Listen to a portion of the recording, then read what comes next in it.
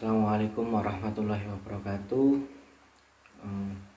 In this video, I want to tell you about how to operation the printing machine. But before that, I want to explain what is printing machine.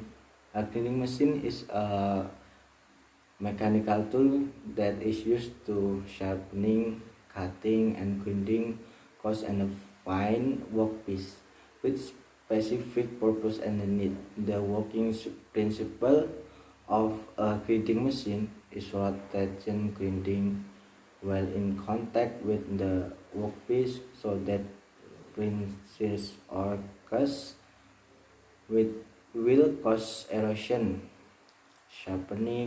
Sharpening, polishing, or cutting. And after that, how to operation the grinding machine? Okay.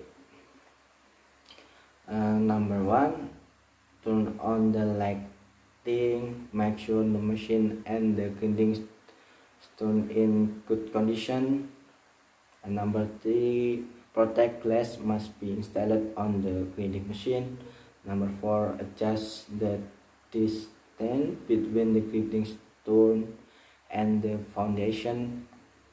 Number five, press the start button on the machine.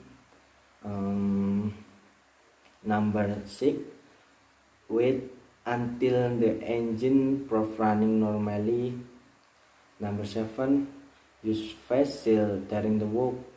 Number 8, use the vice grip to hold little object. Number 9, press the stop button after finishing the grinding work. Number 10, wait until the engine completely stop running. Number 11, disconnect the cable from the engine to the outlet. Number 12, clean trick on the grinding machine and surrounding.